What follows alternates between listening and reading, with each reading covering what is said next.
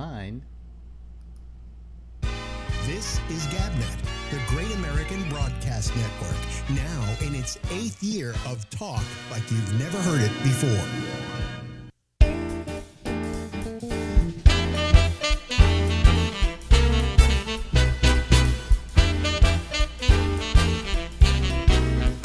Hey,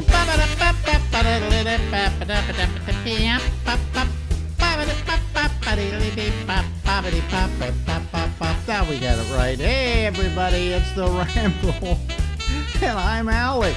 How about that, huh? We'll be here until midnight tonight. Ladies and gentlemen, guess who? It's Larry Bubbles Brown. Meh. Meh. That's one of your catchphrases. Yeah, it's a stupid sound, but... Yeah, well, do the sound. Go do it for real. Meh. Meh. I was watching you doing your set on Letterman, the second set. Okay. And every now and then... I think I did it on there, yeah. Oh, you did it a lot. Okay. Meh. Where did that come up from? You know? I used to greet people like... I think I've told this story before, but when I was people said it sounds like Edward G. Robinson, but it was actually when I was walking to 8th grade, there was this bird in its nest in this tree I'd pass every day, and every time I'd walk by, he'd go, meh. The bird would go, meh. Yeah, and I don't know, I think he was sick or something. But how did you think to incorporate that into your act? That's the part I don't get. I used to greet people that way instead of saying hello. I just kind of like the bird. I go, meh. I did that as a kid. And then one night I did it on stage at Tommy T's, and the crowd went crazy for some reason. So I just been pounding it into the ground ever since. That's the way acts are formed, by the way, folks. Yeah. You're doing a live act before an audience, and ta-da, that's it, you know? You find something that works, you hold on to it. Exactly. Like it was grim death. Yeah. Right. How's business lately, Larry? It's picking up a little, so... Yeah. Yeah, and I had, you know what really depressed me? The other night was the 41st anniversary of my first paid gig, and I started thinking about that, and it got me, 41 years ago, it got me so depressed, I've been suicidal, but yeah, that much time has gone by. Well, you're not suicidal, you're too cowardly to... You're like me. I'm a real man. Listen, I would have committed suicide years ago, but I don't have the nerve to do it. So that is kind of manly if you can pull it off. Well, Hemingway thought it was manly. He blew his head off. Yeah. You know. Very manly. Yeah. Well, you know something else? They say that if you commit suicide that way, that you have a dislike for the human race.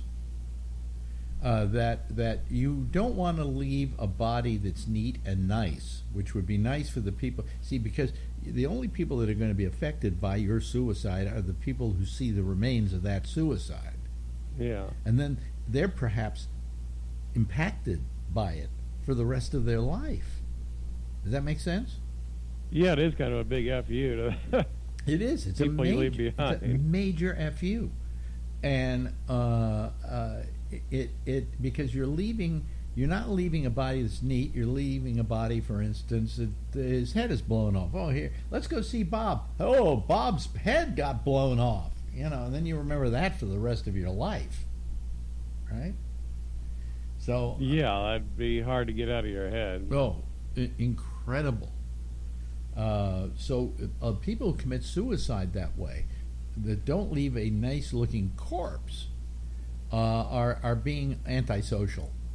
Okay, they want to get even with everybody. Oh, I'll show them. Boom! Now they got to look at this. Yeah. When they find me. And of course, if I did it, they just go, "Oh, look, Alex Bennett got it. Does anybody recognize that body? No, he hasn't got a head. Oh, maybe it's Alex. He used to live here. Anyway, but I could never. You couldn't commit suicide, could you? It's too scary. I'm too afraid. Yeah. Yeah, too afraid of it because What if you pull the trigger, you blow your head off, and the moment you blow your head off, you think to yourself, boy, this was a bad idea. Well, they say a lot of people that jump off the Golden Gate Bridge that have survived, as soon as they jump, they realize it was a mistake.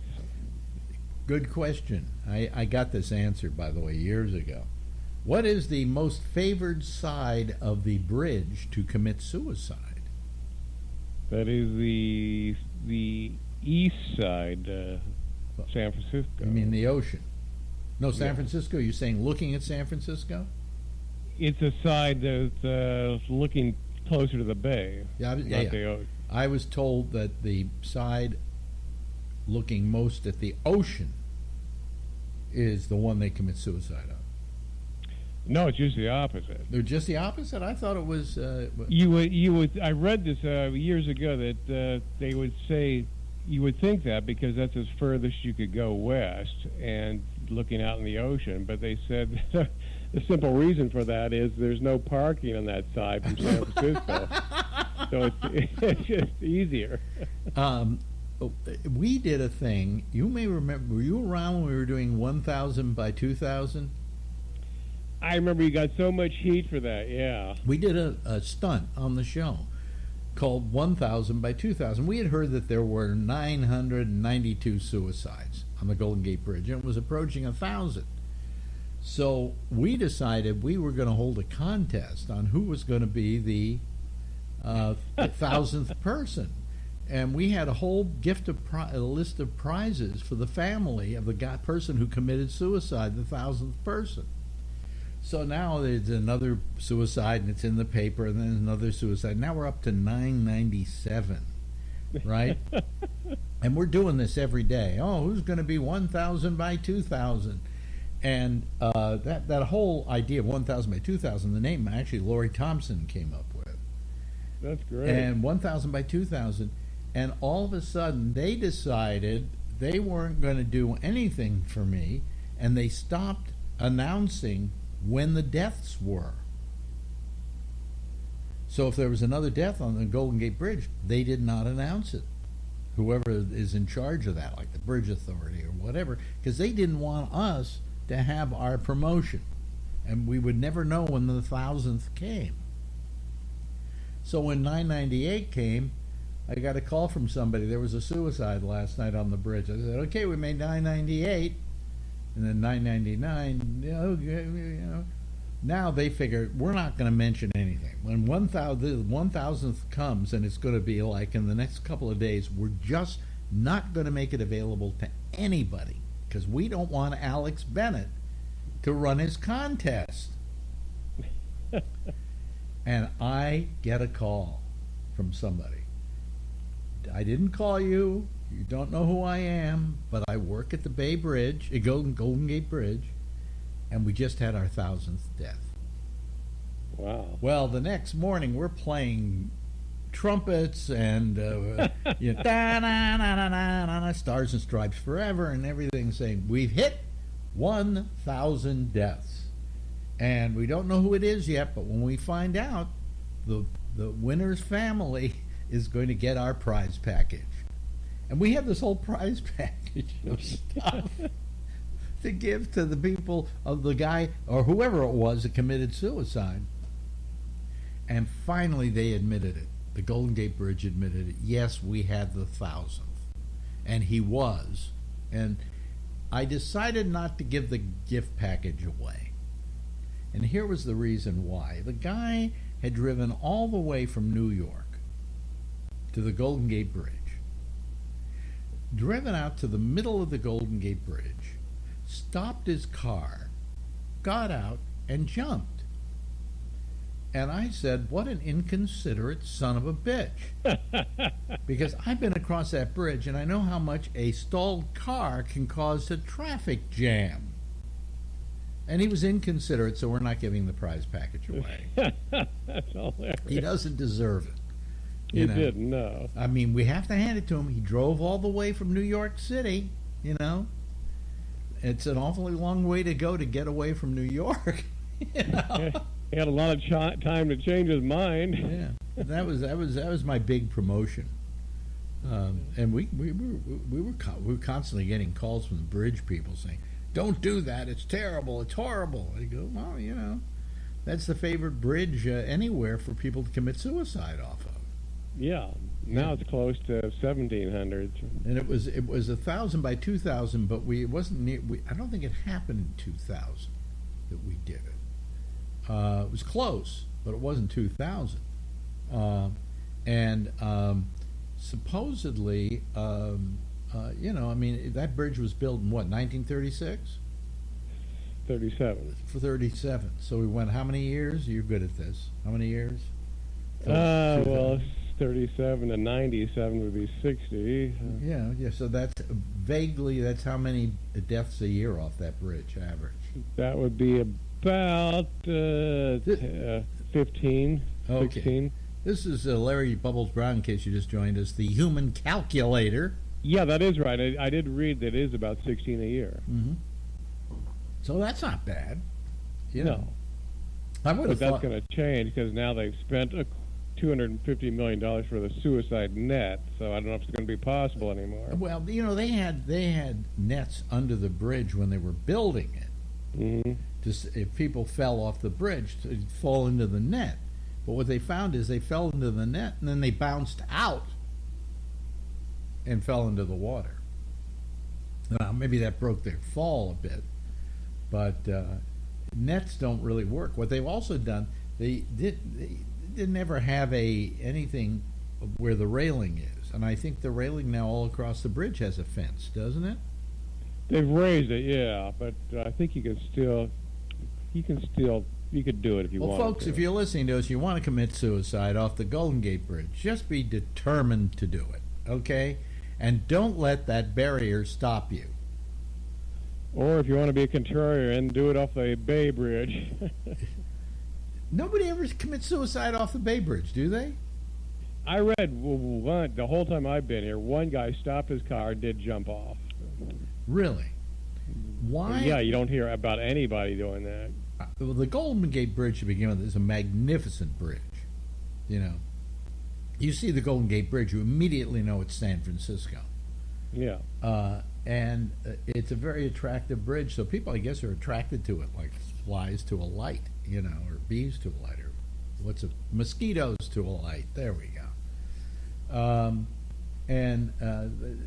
Isn't it amazing what we're talking about, folks? We're talking about suicide. This is our subject today. That's our set. Well, does anybody jump off the bridges in New York? Do they all do buildings? I think they jumped out of buildings here, but they don't anymore, I think, because none of the windows open up. Well, I think the CEO of Bed Bath & Beyond just jumped out of a building in New York. He did, didn't he? Yeah. I wonder if he took a bath before he did it. Now he's beyond. Or if he felt that if he jumped, there was a mattress on the... Oh, no, excuse me. He didn't. It wasn't bed or a bath. He went to Beyond. I always wondered in Bed Bath & Beyond, did you ever see that movie where a guy works at Bed Bath & Beyond and they have a Beyond department and he goes in there behind the door and it's like this thing where you can go anywhere in the world and, it's like the Beyond part of Bed Bath & Beyond. That's funny. Yeah, I used to like to go down there to Bed Bath & Beyond. Where's the Beyond department, please? I need the Beyond department. Oh boy. So anyway, but no, I couldn't commit suicide. It's just, Have you ever had a friend that committed suicide? Have I ever had a friend have we had any comedians that committed suicide? Yes, Robin, of course. Robin committed suicide, yeah. But he also had a debilitating disease, didn't he? He had, the dementia, Lewy body, which is, he was not there at all. So you think you're in the body of Louis C.K. It's Louis body. Louis C.K. body. So I think he's the only one I know. Yeah. Yeah. I'm trying to think of comedians who committed suicide, and I don't know of many. I know of some that should have, because their acts really sucked. But you would think you would have more comedians committing suicide, but they don't. You know. Right. I was trying to think. Is there anyone? There was a comic when I first started, not well known. He went out in the middle of the street, poured gasoline on himself, and set himself on fire and died. And what did he do just before he died? Did he go, ta-da? That's a bad way to go. You know? Yeah. That reminds me of an old joke that I knew about a kid who was being raised by his show business parents. They were in vaudeville. And one day the father decides that he wants to teach his kid about religion. So, being Catholic, he said, come on, let's go to the local Catholic church. And he went down to the Catholic church, and he said, this is the church, you know, that we go to if we were to go to a church, and I want you to know people come here to pray, and he discusses what religion is. All of a sudden, the kid looks over on the wall, and there is this giant crucifix with Christ hanging from it, right? And the kid says, hey, look, Dad. Ta-da! That was the only ta-da joke I know. But I don't. You're right. I mean, I can't think of any comedians that I knew that committed suicide. I've known some that have died horribly. You know, There was a comedian who who did the game show. Yes. Yes, I can't remember his name now, but he was a Ray Combs. Ray Combs. Yeah, he committed suicide. But he was the worst host the Family Feud ever had, so we didn't miss him. Yeah. But no, Ray Combs did commit suicide. Was he a stand-up comic at one point? He was, yeah. Okay. So now there are two. But actors, commit suicide all the time. Seems like actors do it much more than comics. I wonder why. Because comics you're in to me, it's a very depressing business. It is. Really, I'm serious. I'm surprised that a man as depressed as you has chosen comedy as your chosen profession. It just makes no sense to me. Do you like getting beaten up every night by an audience? Yeah, it's horrible. Yeah, so it's. Yeah. I'm surprised. Yeah, I'm surprised more comics don't do it, but a lot of actors do. Well, maybe it's because every night they get beaten up, and I guess that's their masochism. Maybe they like it. Yeah. Yeah, I think it's horrible that people do this, and then allow themselves to get beaten up like that. I'm somewhat like that because in radio I took it so seriously that I let it affect me. Like when I got fired or something like that, it robbed me. It robbed me of my identity. And when you do something in mass media, you can be the best in the world, and you're still going to have zillions of people who are going to just say horrible things and hate you. So, and we always focus on those rather than the good ones. No matter how good you are, eventually nobody's going to want you. Yeah. Eventually you're going to run out. Like people say, why don't you go back and do the radio show again in San Francisco? And I said, number one, I can't do that same kind of show anymore because they wouldn't let me have a studio audience to start with because they're too afraid of people coming in with bombs and guns and right? In those days, right. Anybody could walk in the door and watch the show. But also, you can't go back again. That was what I did was a space in time in which what I did was wanted and needed. But now, that isn't wanted or needed. I think I was pretty big in San Francisco, wouldn't you say? You were huge, yes. I was huge. You would give that okay. I will. Oh, absolutely. I remember that always. I will put that on my resume. Larry Brown says I was huge. Oh, you were. I'm not joking. But eventually that ran out. And if I tried to go back and recreate it, it couldn't be done. Couldn't be done. I think you're right. And the things we were saying today, we would be thrown off the air. Oh, forget it. You know, I mean, in this PC world, I mean, we'd be. How can you say that? Why did you call women broads?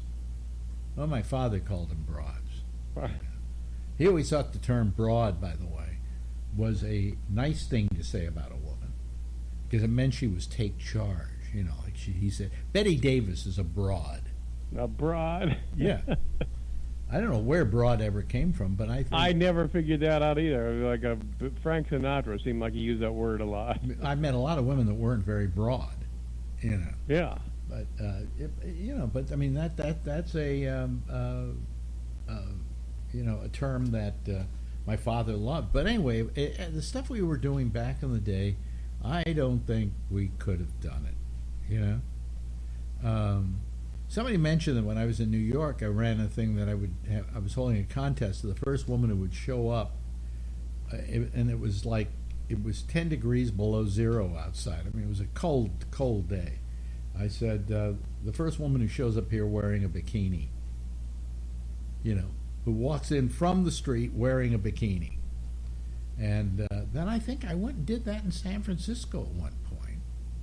But when I think about that, if I tried to do that today, you know, the just the crap I would get for doing it. Oh my God, yeah. And it was innocent. It wasn't like I was saying, "Come in, wear a bikini, and screw me." No, that's fun. I mean, it's entertaining. Christ, that's a great idea. Yeah. But and some of the jokes we pulled, stuff you pulled, you couldn't do that today. You probably have cut. I bet you've cut stuff out of your act. Yeah, you couldn't say "park at whore."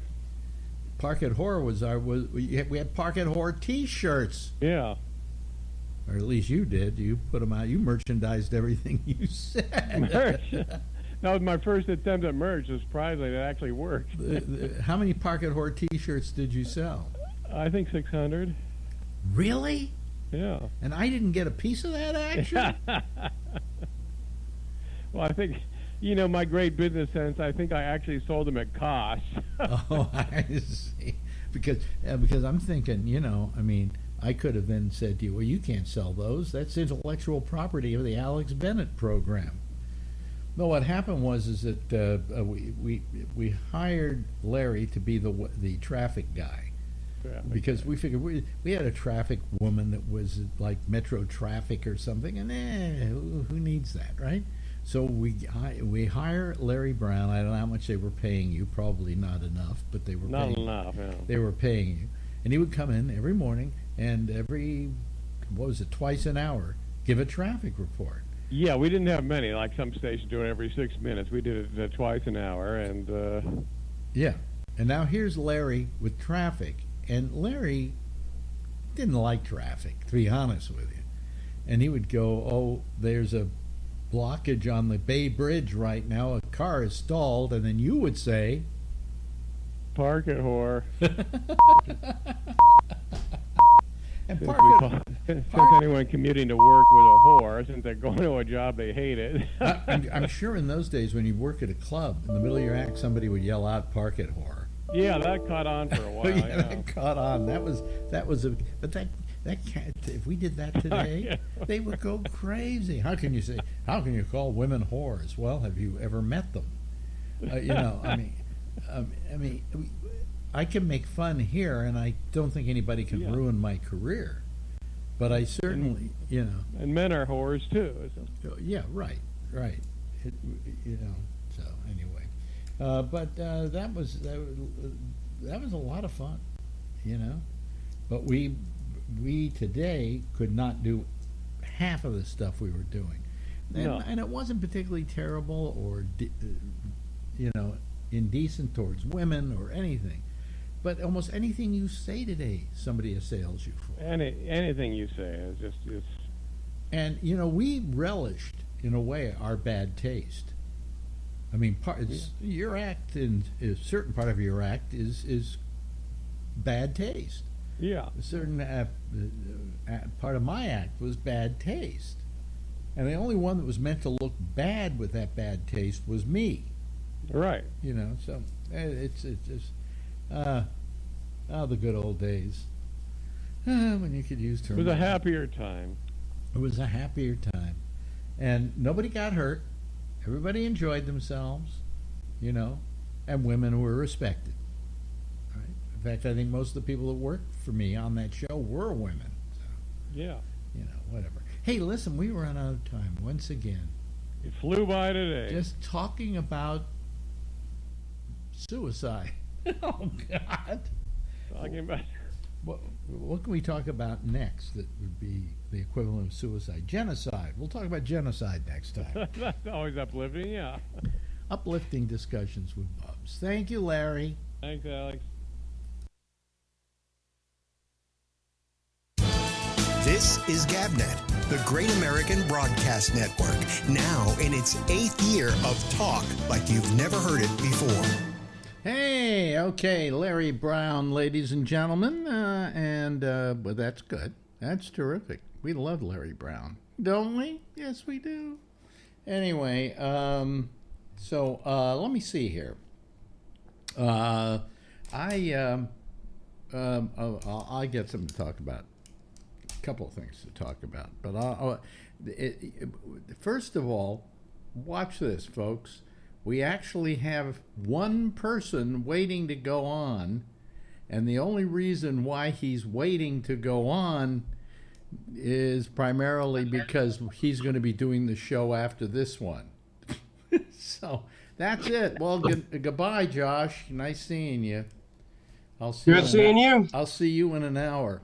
You know. Sure. Yeah. You take a break, huh? Yeah. Well, I might start it right now. You know, you could just do this show. Yeah, somebody will call. Well, they always do. Somebody will call, but I'm getting tired of this. I'm also getting tired of the numbers of people who are watching it now. It's just getting ridiculously low. And then all of a sudden, we'll have to start saying more controversial stuff or something like that. No, I don't think that that's it at all. I think people are just tired of Alex. I think that's really what it's all about. I don't think that's what it is. You know, and today I had an incident happen to me where I almost passed out. Well, that's not good. That's not good. I was, let me tell you the story quickly here. Well, it isn't a quick story. I'll just tell you the whole deal, and then I'll talk to you about the outcome. I got a new internet here. With the new internet. What do you call the things? Yeah, I'm really different now. I don't like a new modem or whatever. Modem and box and all that. Yeah, new box. And so along with it, they gave me a year of Disney bundle. Oh, right? Isn't that nice? Well, here's the deal. I already had the Disney bundle. I was paying for it. This I wouldn't be paying for.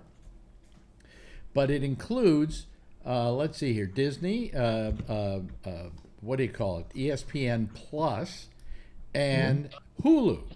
All right? So I had Hulu without commercials. So anyway, over the months that I've supposedly been getting this for free, I wasn't getting anything for free. I mean, I was getting Disney and I was getting ESPN Plus for free, but they were still charging me for the Hulu. So I called them up and I said, what's the deal here? And they said, oh, they made a mistake. They should have combined the whole thing with the Disney bundle. And so go over here and I'll click on that and there. And I said, okay, now that's, of course, without ads, right? Because I like it without commercials. Right. And they said, no, that's just the thing we give you for free for a year doesn't have Hulu with no ads. Of course not. So I said, okay, well, how can you then put on Hulu with no ads? I'm talking to Hulu. And they said, you can't do that. You're going to have to talk to Verizon about that.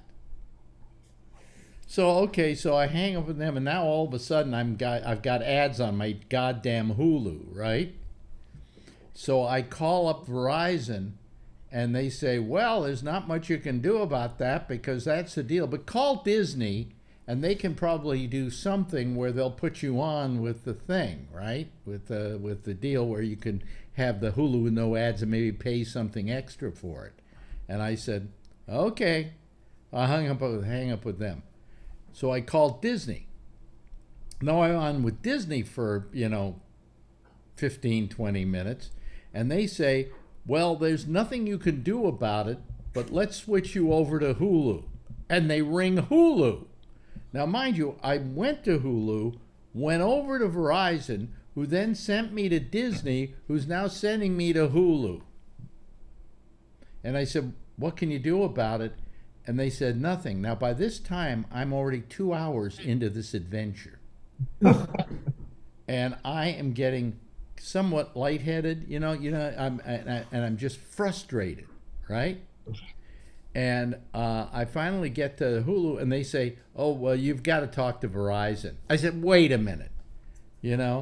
I went to you, then you said go to Verizon, then I went to Verizon, then they told me to go to Disney, then Disney put me on to you at Hulu, and I'm sick and tired of this, okay? And I am just so tense and taut that all of a sudden I get this rush where I'm just lightheaded and I'm almost ready to pass out. Because this thing is just stressing me so much that I imagine it just peaked my my blood pressure, and that was causing me to kind of almost lose consciousness over this thing, right?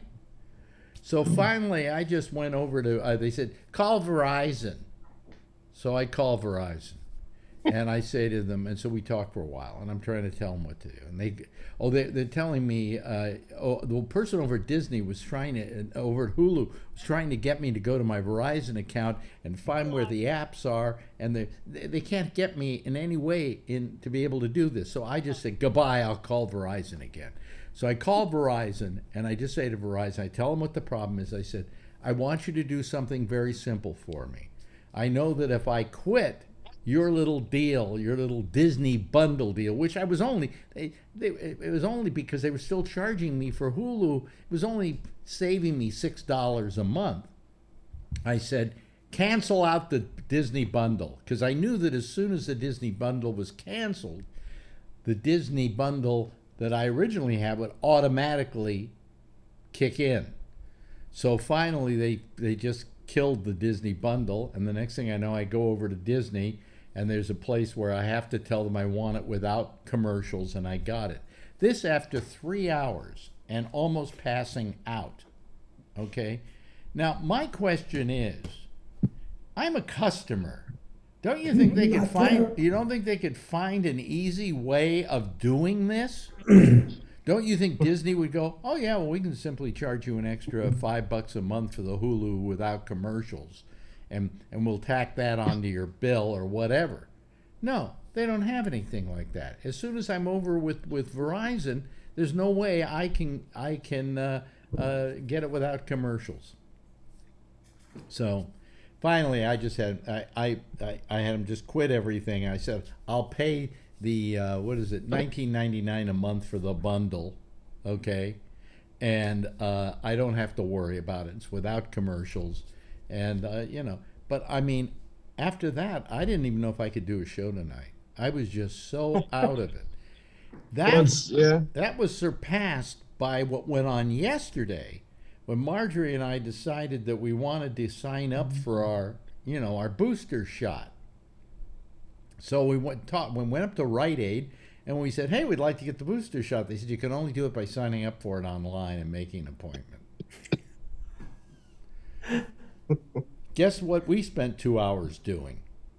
Because they don't exactly have the best website in the world, okay? And we're going through this thing and that thing, and Marjorie's going, if you didn't know something about the internet and you didn't know something about this, we'd never be able to get our shot. Has it been at least 2 months since you had COVID? Yes. I got mine yesterday. And I don't give a shit. I'm still going to go get the shot. All right, good. Good for you. I don't give a shit. I just spent a couple hours on Zoom with CDC, and You don't know that they don't know that I did. You know that I maybe got it 3 weeks they ago. won't know. No, and Nobody but the and it state doesn't matter. It doesn't matter. So you know, I mean, fuck them all. I mean, it's just amazing to me that in this day and age, and I'm an older person and I know something about this, but if I can't figure it out, you know, what about other people, older people who definitely need the shot? And then I go to some other places like CVS and think, well, maybe I can get an earlier date there, right? And I try to sign up for it. And I say I'm in the 10026 area code. And they give me all these sites that I can, you know, these drugstores I can go to, pharmacies I can go to that are CVS, but none of them are in my area. And yet I know the one down the street, I could do it just by going down there and using a kiosk they've got. I mean, it's ridiculous what's happening now. And all this in the name of, we're living in at the age of high electronics and being able to use the internet and all of this. And I'm telling you, I mean, this was just today, it was just insane. I mean, when I almost passed out, I mean, I finally said to the person, hold on a second, I'm about to pass out here, you know. And finally they send me a thing saying, well, how was your experience with Disney Plus? And I said, 0. Okay. Well, And then they said, tell us about your experience. And I said, I almost passed out trying to deal with this, and because it gave me so much agita. And it probably was my blood pressure. Because when I was through, I went in and saw Marjorie, and she said, your face is red like a beet. You know? Well, it's kind of sad because, you know, you're actually trying to make them more money. You know, you're offering to pay them more money, and you know that it's I mean, you know, they've sort of got it fairly straightened out now, but in the early days, Sirius satellite radio was like that. You would call them and try to explain that, you know, hey, I just bought a new car and I already have Sirius radio, but I'm getting it for a year for free, but I have the full package. The free package is not that. What's the difference? And I mean, it would be like an hour and a half later, and finally they would come to the conclusion that if you paid an extra $4.82 a month, you could get back to what you had before. And at some point, it's like, could you just forget about the free stuff? Just transfer. I mean, you know what I mean? It would just be. Well, Sirius was like that in the beginning. Yeah, but this is horrible. I mean, this was just horrible. And also, you know, one of the people I got sounded like he was here in the United States, but everybody else was in a foreign country. I asked one person where they were. They said the Philippines. I said, no wonder I can't understand a word you're saying. You know, I mean, do these, you know, when I think of Disney, I think of an American company, right? And I'd like somebody on the other end of the line that at least is in some city in the United States. And instead, and this wasn't like at 10 o'clock at night, you know, when maybe you expect that they would go use their foreign services. This was at 3 o'clock in the afternoon. Yeah. That's why I don't leave the house anymore or do anything. Well, I have to deal with people. I kept calling back. Okay, I kept calling back because every time I get there, I get somebody who I couldn't understand. So I just hung up on them and I dialed again until I finally got somebody who marginally I could understand. And I'm not being racist about this or anything. I mean, I'm not asking that people speak perfect English, but I really don't want them to be in the goddamn fucking Philippines, okay? You know? Especially when I'm trying to get Mickey Mouse. You know, so I mean, it was such an experience for me today. When I almost passed out, I said, none of this is worth it, you know? The way we're doing business today is just abominable. And also trying to get a what do you call it, a flu shot, you know, and a COVID shot. and just trying to get it, make it easy. Hey, here, boom, boom, boom. Okay, thank you. I'll see you. I'll see you at 11:20 on Thursday. But instead, it was like, oh, hey, and then you have to take a picture of the back of your card and the front of your card and put it in there and blah blah blah blah blah. And I'm going, geez, almighty, All I want to do is, huh? Gave me a new card. Yeah, well, I don't care. That wasn't the Well, card. I don't know. That wasn't the card I was talking about. I was talking about my insurance cards. Oh, okay. They, oh, please, put it in there. And what's the number of it? And what's the bin number? And all that. I'm going, you to begin with, I have gone up to this Rite Aid I don't know how many times. And they should have all my information. I mean, technologically, don't we have it so that once I like it at the one thing I like about going to Mount Sinai, they have a My Chart thing, and I have all my insurance information in there, and no matter where I go within the Mount Sinai atmosphere, they can find out all that information. But why can't they up there after I've done business a dozen times with them? I've written down my my insurance card number and my supplemental insurance and blah blah blah. Why don't they have that? They do. It's in Russia. Yeah. So I mean, and then another thing that got to me in the last couple of days is my friend Shecky had a situation where he went to an emergency room, much like I did. And the same thing happened to him that happened to me. And that was I went in with what they call syncope or whatever, which was I was spinning around and, all of that. And I couldn't get up and I bumped my head in the the whole story. So I go there and they say, what's happening? I say, boy, I'm nauseous. I'm going to throw up. I can't stop throwing up. So they give me a pill and I stop throwing up. But it didn't stop there. They went, well, we better check your head. And then they did a MRI, not an MRI, but a CAT scan on my head. And then they said, well, we found swollen lymph nodes in your neck. We better do the rest of your body. Oh, and hey, while you're here, we better check your heart and do an echocardiogram, and on, blood tests. I mean, more tests than you can possibly name. And all I wanted to do was to solve the nausea, right? That's why the ambulance took me there.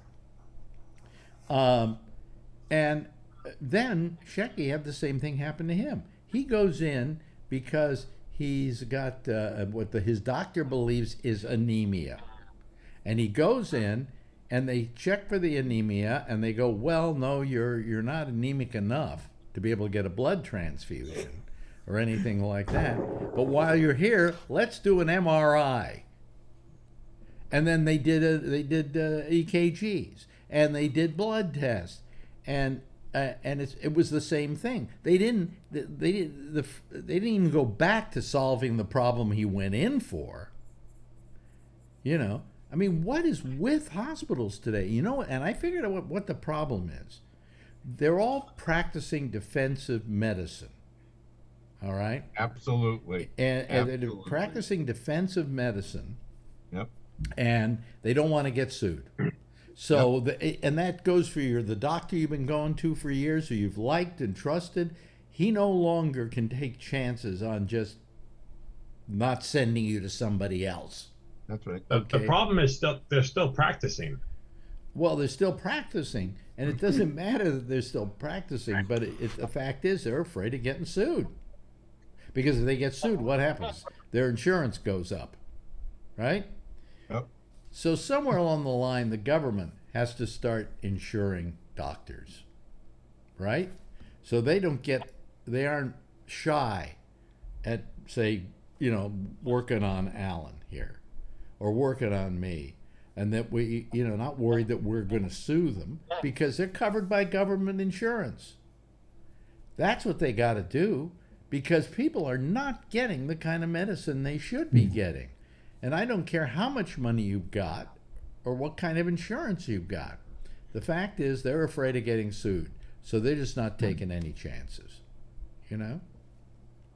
And that's why they wouldn't let Shecky leave until they had done every test possible. And then they didn't want him to leave. They wanted him to stay overnight. And he finally said, screw you, I'm going home.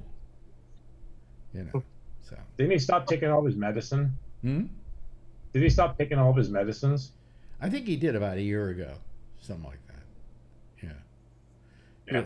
But, you know, I mean, but that's not the point. The point is that it was more medicine than he needed.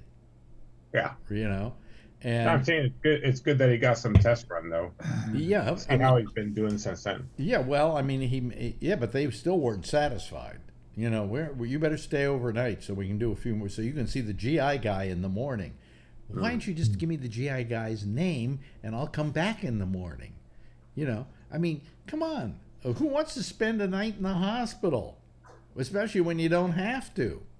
It wasn't like he was dying or he was at death's door and they had to work on him, you know, there in the hospital. They could take care of it the next day.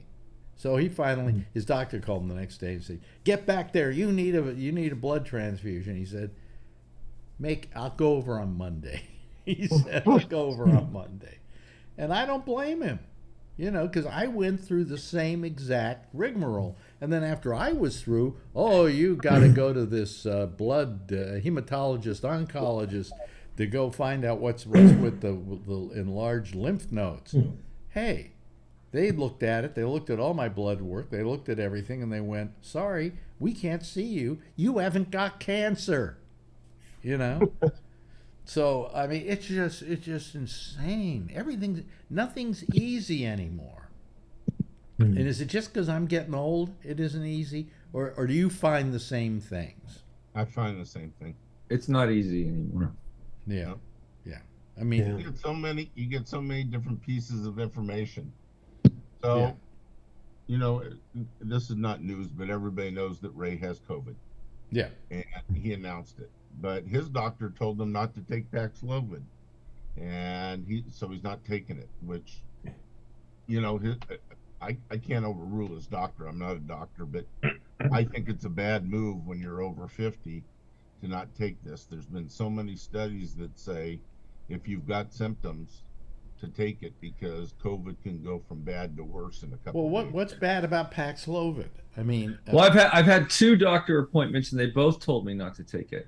Oh, okay. Well, Yeah, but I didn't take but it. did they give you a reason not to take it? Yeah, they did. Because my antigen test was super faint. I have almost no symptoms except maybe a little bit of fatigue. Mm-hmm. And I don't have I guess there's some certain requirements that they're supposed to have to like prescribe it to people, and I don't have any of those. I don't think there are. I think that if you just test positive, they and can be over 50. They can, Okay.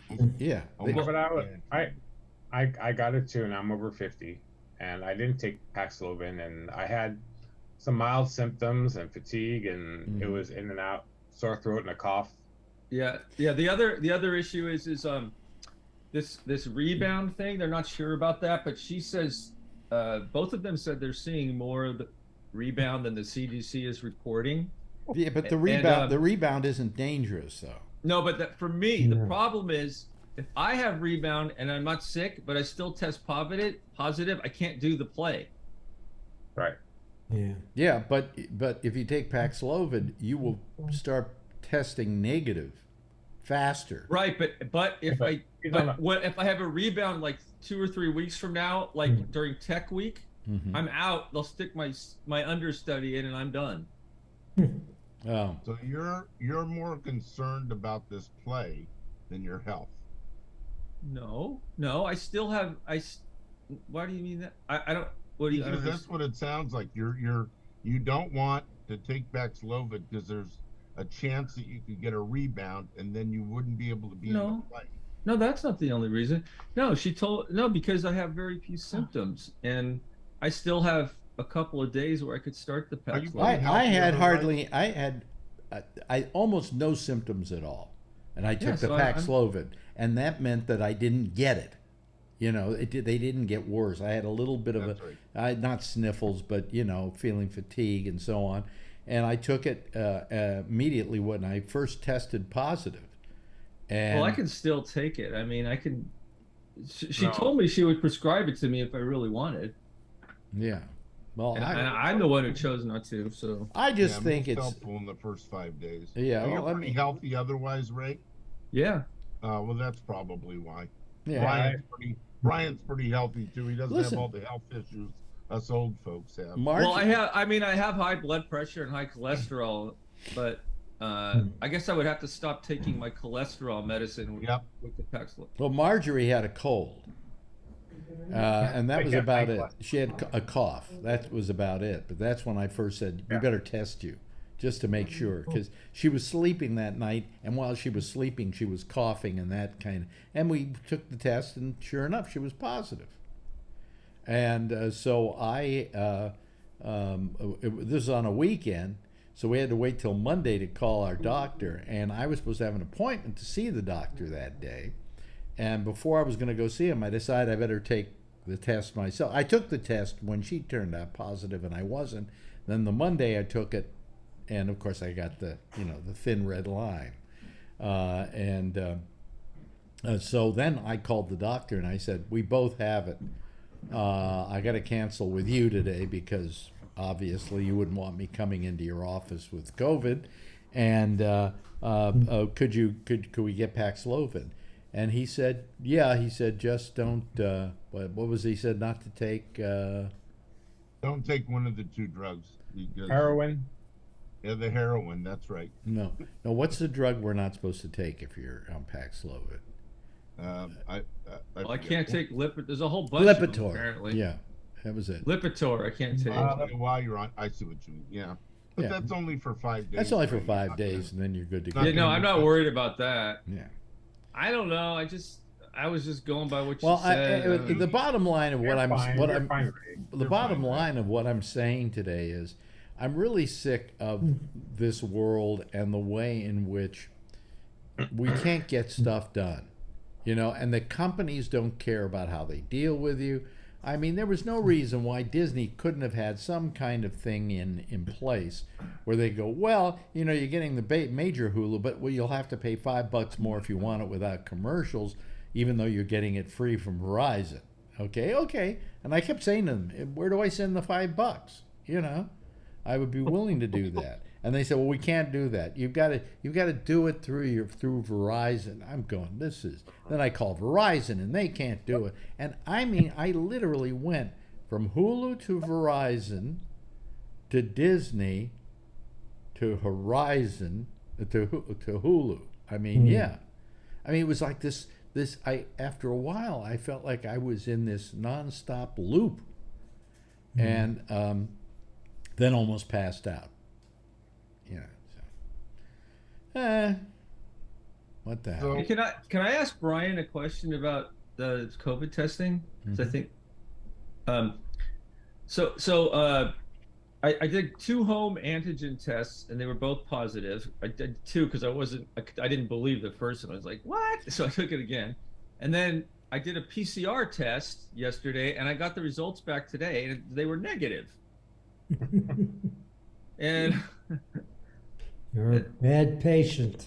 Well, aren't the PCRs considered the Gold. yeah, gold that's what standard? it's supposed to be. Yeah. Yeah, The they are. antigen test definitely showed a line both times.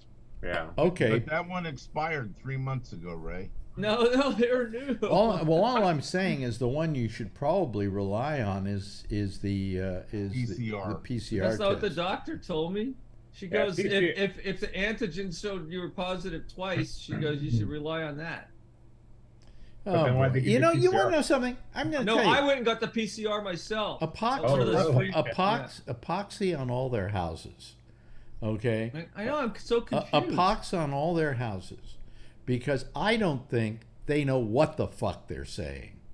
I don't think so either. So You know? the risk of false positive with a PCR is a lot lower than a false positive with home kits. And they're both really low, apparently. Both really low probability for false positive. There's a lot higher probability for false negative. You know something? symptomatic, I right? think the more we hear about this, the less I think they know. Okay, I'm just I just don't think they know what they're talking about. I do think I have it though, because I mean, feel how many kinda times weird. did we hear finally the CDC misled us on a lot of things during the COVID crisis? And this was supposedly the empirical opinion. These were the guys we went to guide us through this thing, and we find that they were screwing with us. They didn't have it right. Fire Fauci. Well, unfortunately, this is science, and science usually gets it wrong the first couple times. So, Well, Fauci wasn't the CDC, was he? It was the No. NIH. The CDC became politicized after a while, I think. during Trump, Yeah. Oh yeah, well, because Trump wanted to hear what he wanted to hear. So this will be our last free vaccine, because the Republicans don't want to fund any more COVID stuff. Yeah, well, this won't be the last free one for me because I have insurance. I mean, from the government. I have insurance too. Yeah. Well, Right. I mean, screw the Republicans. Okay. Which brings us to the next topic here. and Josh, maybe you probably want to talk about this in the next hour. So if you do, just tell me to shut up and we'll get on to something else. But this whole thing with Trump and this judge is Very interesting. really starting to get to me. And why the DOJ doesn't just ask her to recuse herself because she was appointed by Trump. Yeah. I mean, come on. What do you think? Well, Josh? I mean, too late for that now, I guess. But I'm sure we will talk about it in the next hour. But so they've appealed now, so it's gonna go to I think one of the circuit courts. So we'll see now. So that could change. But You talking about the master guy? Is that what they call him? Masturbator. Masturbator. Well, I mean the ruling's going to have a little bit of a tough way because it could evolve into a little bit of a separation of powers, because the executive branch owns their own material, and that especially includes classified documents. So they sort of have their own rights over how that is managed and how those rules are made, very similar to the way that Congress is allowed to make its own rules, and the courts can't, change that unless for some reason the rules were to, but he's no someone's civil rights. But correct me if I'm wrong, but he's no longer the executive branch. Well, that's correct, but the documents belong to the executive branch still, for forever. And the executive branch is now Biden. Correct, and but the rules are set by them, and those rules don't violate a person's civil rights or anything along those lines. And the executive branch is entitled to set up its own set of rules, and then Congress, the legislative branch, can make some laws to govern those and assign penalties and things like that. So it could evolve a little bit it could creep, into a little bit of a larger issue maybe. And in the overall, it's just not, the ruling in part is just not necessary. I mean, the Department of Justice and the FBI are part of the executive branch, and the documents belong to that branch of government. They have the right to determine who can view them properly and who cannot. So if they want to claim that some of this is executive privilege, or attorney-client privilege and all that, I mean, there's some decent, justification for that. But the people assigned to the case can review those documents quickly and immediately set aside anything that is not, government related. That should be easy to figure out. So it's kind of BS. Yeah. Mhm. Yeah. But it doesn't matter now anyway, because the latest excuse from the Trump team today that they gave to the archives Posted, a no. while back was that it was just news clippings. News clippings. Yeah. No big deal, you know. Like I'm so vain that I had to carry out 20 bankers boxes of my own news clippings. Okay, whatever. Well, he never made it to Time Magazine Year of the Man of the Year, so. I mean, Ron, I'm just saying, even if it like that's who even says that, like the most vain person in the world is the only people that I know of that would keep 12 bankers boxes full of their own press clippings. I mean, for what? yeah. Well, I mean, all I'm saying is that That's such a joke. that all he's doing is trying to run out the clock on this thing.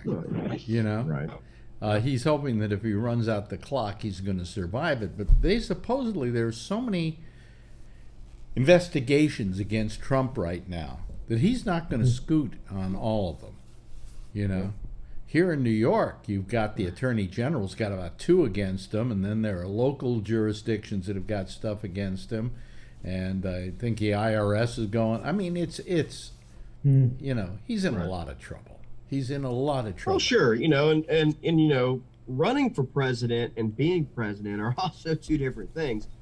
Running for president doesn't give you protection from anything. I mean, I argue that, being president should not necessarily grant you all this protection. I've really never agreed with that can't charge a president with a crime line of thinking.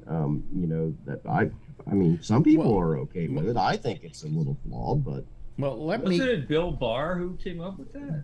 Well, a lot of people have said that for many years. I mean, that started before Nixon even. They debated it at the Constitutional Convention. I mean, they were not outside of the thinking that, it would be possible to have an executive at some point who was corrupt. After all, they had just fought a revolution against someone who they thought was corrupt. Their thinking was a little flawed. But look, monarchs and dictators were corrupt throughout history before 1787. It was not new that the leader of a nation could be a criminal or a thief or a terrible person. So they thought of that. And it kicked it around, and it was a little divided then too. I mean, you did have some people who said one thing and some other people who kind of thought the way that I did, which was, you did a crime, you charge him with a crime, you know? I mean, like Saddam Hussein. Yeah. Yes. Alan. Thank you. I just wanted to bring up what an asshole Ron DeSantis is today. Yeah. Oh, yeah. Well, I was going to bring that up next. Oh, okay. Sorry. But I'd like to exhaust this first, and then we'll get into that. But then if we exhaust forget about DeSantis. Also, there are 2 other governors in the mix. Yes. The Texas 2 governor. assholes. And who's the other one? I'm trying to remember who he is now. Is it Minnesota? It's something like But DeSantis took people that were in the state of Texas and flew them up there at Florida's cost. And it sounds like there's a federal crime because the ones from Florida originated in Texas, right? And they were flown to Florida, and then DeSantis flew them up to. I guess we're off of Trump now. Flew them up to Hyannisport, which is I think very nice of them to send them there. Yeah, but here's Martha's Vineyard. Yeah. But here's the thing. My argument here is, and I may be wrong in this, these people didn't know where they were going. They didn't know why they were being put on a plane. Some of them didn't know why they were being put on a bus. And isn't that considered kidnapping? Yep. The federal government says because he took these people out of Texas, and they were criminals, and the feds had control of them. He did not, and so he has violated federal law by going to Texas and grabbing these people and sending them up there. Yeah. So we'll see what happens with that. But the guy's such an idiot. It's inhumane. I mean, well, I guess this is nothing new for him to be inhumane anyhow. Yeah, well, I mean, we might call it inhumane. I don't know if I put it in the exact category of inhumane, but it does come in the category of kidnapping. You know, it would be inhumane if they weren't getting fed. You know, when they got to Martha's Vineyard, They were steak and lobster for him. yeah, the people, no, really, the people wealthy there, area. because they had heard what had happened, the locals there all came out with food and clothing and blankets and things like that for them, and just Backfired welcomed them on with them, yeah. open arms and said, God bless you, you know, we're happy to, you know,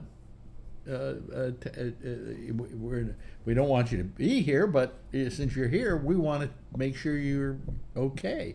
And Yeah, then, you know, might as well mow my grass while you're at it. yeah, and then they took them I think it was by bus, off of Martha's Vineyard onto the mainland, and what did they do? They put them They in an had like army a base, military military facility, yeah, where they, you know, have. But I mean, this is a terrible thing they're doing, because they're suddenly saying, "Hey, it's not that, you know, they don't want the problem. It's our problem." You know, well, why is it suddenly the North's problem, as opposed to Texas's problem? You know, I just don't understand it, and I find it cruel, and I find it inhumane, That's the inhumane and part, and right. I have a solution. Okay. They've sent. Do you know they've sent over? What did I hear? Over, is it 4,000 to New York City so far? Maybe more. Maybe close to 10,000. A large amount. Okay. And so what I figure we should do is we should round up a bunch of our homeless who live in the subways, put them on buses, and send them down to Texas. There you go. Yeah. There you go. Or I mean, there's kidnap DeSantis and drop him off in Guadalajara. Yeah, right. Or in Guatemala or something like that. you know, there's a. Acapulco. I mean, there is a labor shortage, and there's news every day about, you know, the labor shortage and companies not being able to hire, employees and things like that. I mean, maybe the government should be trying to, you know, screen some of these people a little quicker and a little better, and, you know, trying to help fill the labor shortages. Yeah, I just think That makes too much sense. you know what's happening here in both the Justice Department with DOJ with what's going on with Trump and all that stuff, and with this deal, is that nobody's taking proactive any kind of proactiveness towards this. Is that the word I'm looking for? Taking any kind of proactive stance and saying, hey, you can't do this. This is against the law. It's kidnapping. You can't do this. You're claiming, you're a judge who was appointed by Trump and only had, I think it was 6 months of experience as a judge. So you have to recuse yourself because you're prejudiced in this situation. Because this is the guy who gave you your job. I mean, isn't that enough, Josh, for them to be able to get the whole case thrown out of that courtroom? I mean, I think that would be a tough sell. Really? Just because the nature of the courts is that, you know, who appointed you really is never supposed to matter.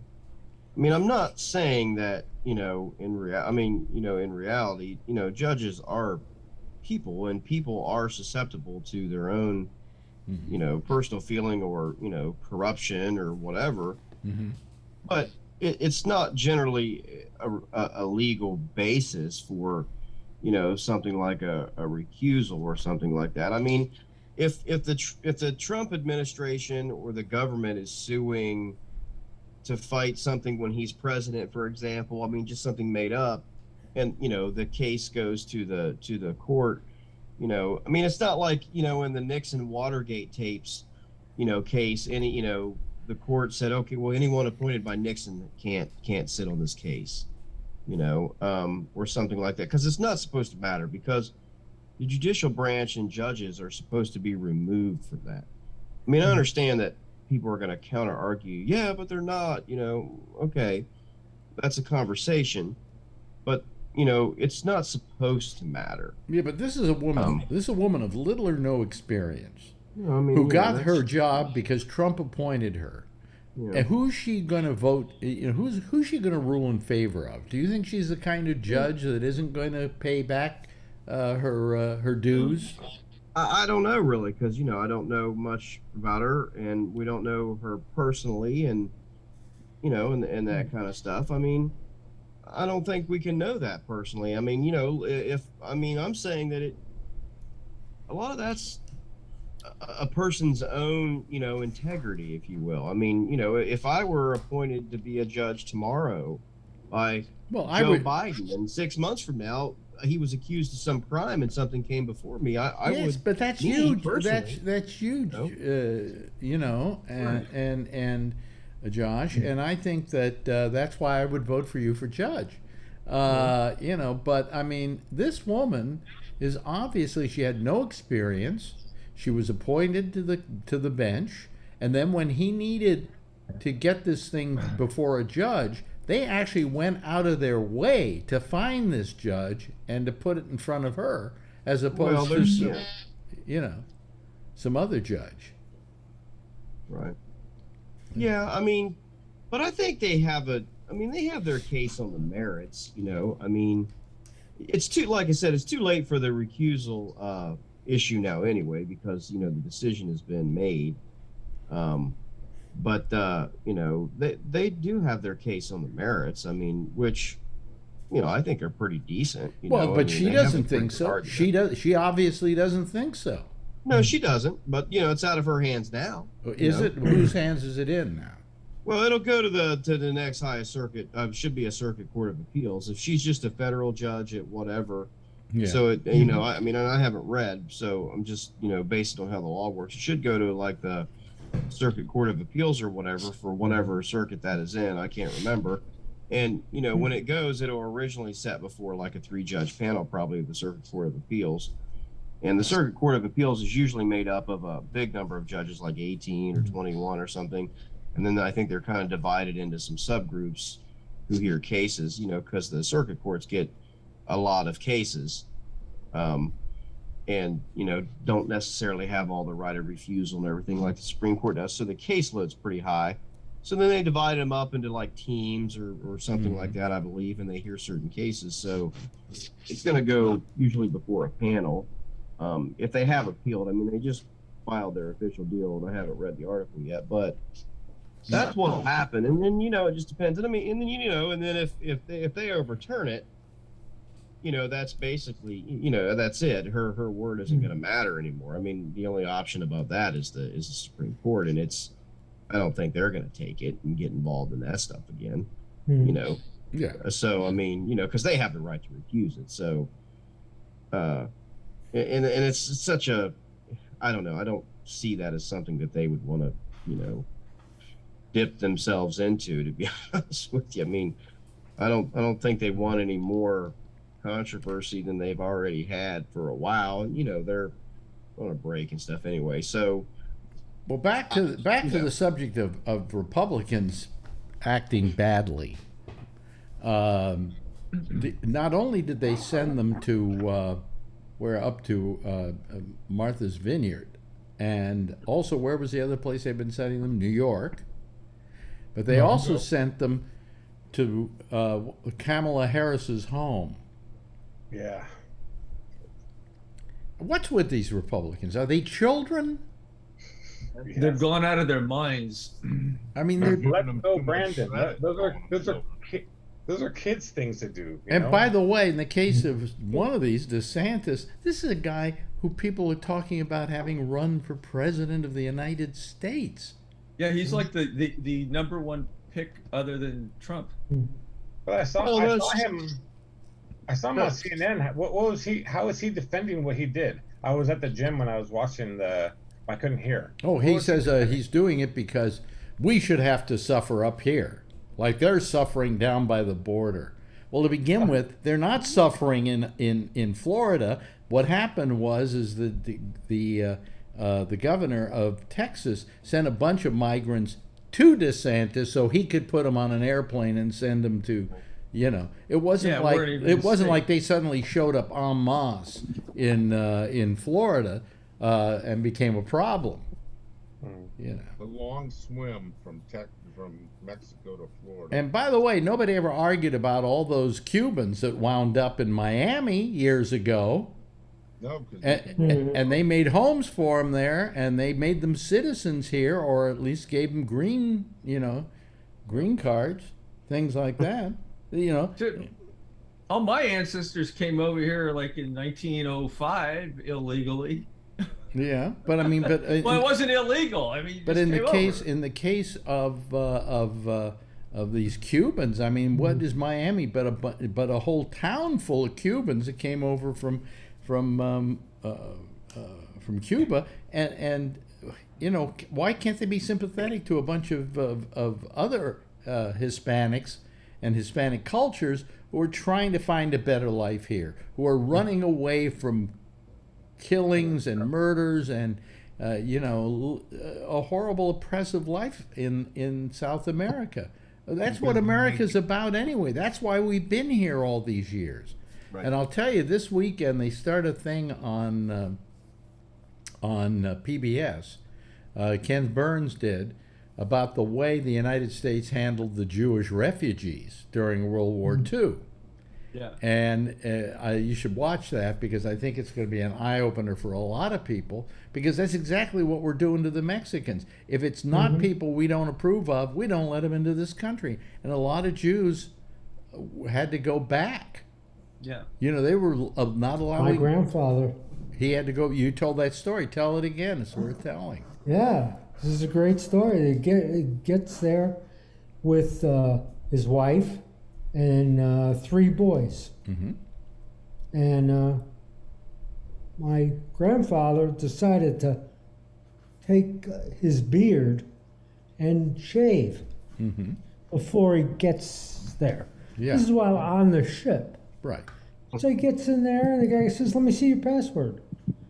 He goes, "You're not the right guy. Get out. Go back."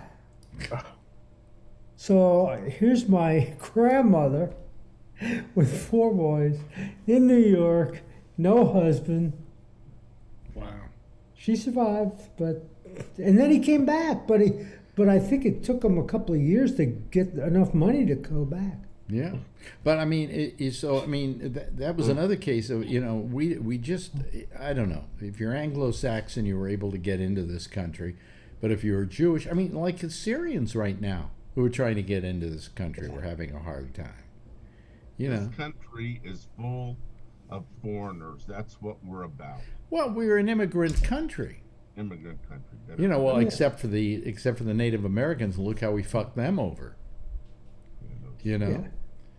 This is racism. Really, that's what you got to think it. Yeah. It's racism in politics with the idiot These governors are racist.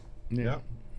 That's it. And they just don't want Mexicans or people who can't speak English well the same way that they like it to be.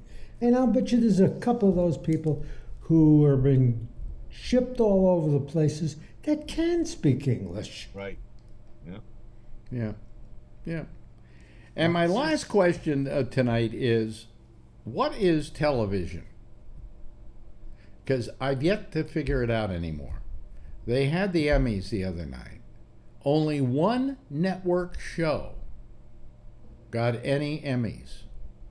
Wow. Everything else was like, Netflix and Hulu and whatever. And I'm saying to myself, what's television? I mean, what do you consider television now? In the old days, they wouldn't even have somebody like Netflix be considered. And now if they don't have anything. But I mean, it's really become a very interesting thing. It's really a big change. That, and where are movies now? Are movie theaters getting any kind of business at all these days? I mean, everything. I love going because no one's there. Right. Well, it's probably a safe place to go because no one's there. Yeah, but most of those things, if you wait long enough, you wait a couple of weeks, it's going to be on Netflix or on Hulu or Well, a lot of people are afraid to go into an indoor place like that because of COVID. Well, I don't know that COVID presents a major problem now. Okay, especially if you wear a mask in the movie theater, But I mean, since all that stuff is available through other sources, why go to a theater? You know? Well, because I mean, some movies I like to see on the big screen and all that. I went and saw West Side Story because it was better on the big screen, and the new Top Gun was good on the big screen. Well, you know what got me about the Emmys is what a bad television show it was. I mean, it's the television awards, and it was the worst television show of the year. They've all gone down the tubes. Oh, well, this got the lowest ratings in the history of the Emmys. Yeah, really. Nobody cares. Nobody cares about the awards anymore. I think awards are passé. They are. My boys, their generations, they could care less. Absolutely care less. Yeah. And you know what happens when you know a person who's on TikTok gets more views than the #1 movie in the country. Oh yeah. Yeah. Did you see this guy on YouTube? I forget his name. One of the big guys on YouTube. This kid. He opened a burger joint in New York. Did you see that? No. There was like hundreds of thousands of people showed up. It's incredible. Really? He opened a burger shack. A burger shack? Yeah, in some mall somewhere. Oh, that's amazing. That's amazing. I think You know, we're living in weird times. It's like the Truman Show. Well, they do that with milk tea places. Milk tea places, they blast it on Instagram, and then right when the grand opening, there was a huge line. People were waiting hours just to get stupid milk tea. All this will pass too. Eventually, we're going to be so many podcasts out there, nobody's going to be listening to any of them. You know, like mine, like yours. Well, maybe ours will have a chance. You know? I get like 10 people. Well, you know something. If you get 10 people, that's 5 people more than most podcasts. I know. Most of them get none. Most of them get Stay none. healthy, Ray. Stay healthy. I want to watch you. You're going to be performing in the town that I live in. Yeah. Yeah. But anyway, so listen, Josh is going to be doing a little show next hour.